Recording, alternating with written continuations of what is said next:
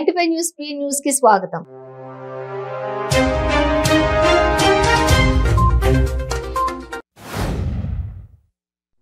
హైదరాబాద్ లోని KBR park వద్ద భారత్ జాగృతి ఆధ్వర్యంలో నిర్వహించిన భోగి వేడుకల్లో ఎమ్మెల్సీ కవిత పాల్గొన్నారు. ఈ సందర్భంగా మాట్లాడుతూ మనలోని ప్రతికూలతలను విడిచిపెట్టి నూతన ఉత్సాహంతో ముందుకు వెళ్దామన్నారు.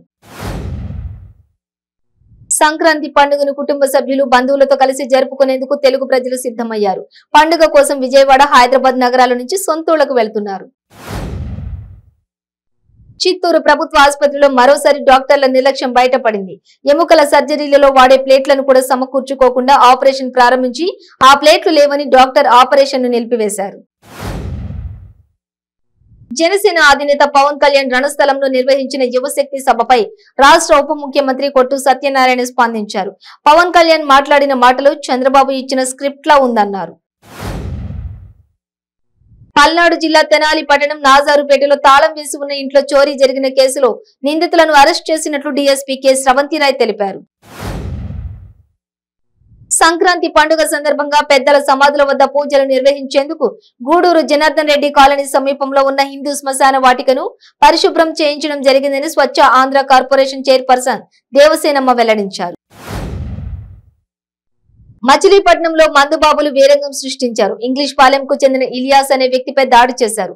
మద్యం మత్తులో బీరు సీసాలతో ఇష్టానుసారంగా దాడికి పాల్పడడం స్థానికంగా సంచలనం సృష్టించింది. తిరుమల శ్రీవారిని మాటల మాంత్రికుడు త్రివిక్రమ్ శ్రీవారిని దర్శించుకున్నారు. స్వామివారి సేవలో పాల్గొని ప్రత్యేక పూజలు చేసిన అనంతరం రంగనాయకుల మండపంలో ఆలయ సిబ్బంది ఆయనకు స్వామివారి తీర్థ ప్రసాదాలు అందజేశారు. చిత్తూరు జిల్లా పేకాట స్థావరాలపై పలమనేరు పట్టణం మొరంలో పేకాట పోలీసులు మెరుపు దాడులు చేశారు. ఈ సందర్భంగా 3.83 లక్షలు, 16 బైక్లు, 17 సెల్ ఫోన్లు స్వాధీనం చేసుకున్నారు. వారిని అరెస్ట్ చేసి రిమాండ్కు తరలించారు. వరంగల్ జిల్లా నరసంపేట పట్టణంలోని మినీ స్టేడియంలో గోకా లీలావతి మెమోరియల్ ట్రస్ట్ ఆధ్వర్యంలో ఏర్పాటు చేసిన ముగ్గుల పోటీలలో పట్టణ ప్రజలు చాలా ఉత్సాహంగా పాల్గొన్నారు.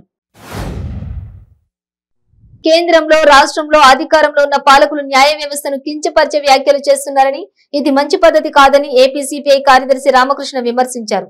సాక్షాత్తు రాజ్యసభ చైర్మన్ ధన్మర్క్ న్యాయ వ్యవస్థపై వ్యాఖ్యలు చేయడం శోచనీయమన్నారు. టీడీపీ అధినేత నారా చంద్రబాబు నాయుడు స్వగ్రామం నారావారిపల్లెలో చంద్రబాబు, లోకేష్, హీరో బాలకృష్ణ సందడి చేశారు. మార్నింగ్ వాక్ చేసిన అనంతరం బాలకృష్ణ భోగి మంటలు వేశారు. విశాఖలో టీడీపీ శ్రేణులు సాంప్రదాయాలను పాటిస్తూనే తమ నిరసన వ్యక్తం చేశారు. రాష్ట్రంలో ప్రతిపక్షాలను అనగతొక్కేలా ప్రభుత్వం జారీ చేసిన జీవోను భోగి మంటల్లో వేసి దహనం చేశారు. ఏలూరు జిల్లా నూజివీడు సబ్ రిజిస్ట్రార్ కార్యాలయాన్ని సబ్ కలెక్టర్ ఆదర్శ్ రాజేంద్ర ఆకస్మికంగా తనిఖీ చేశారు. సబ్ రిజిస్ట్రార్ కార్యాలయంలో తప్పుడు డాక్యుమెంట్లతో రిజిస్ట్రేషన్ చేస్తున్నట్లు ఫిర్యాదు వచ్చినట్లు తెలిపారు.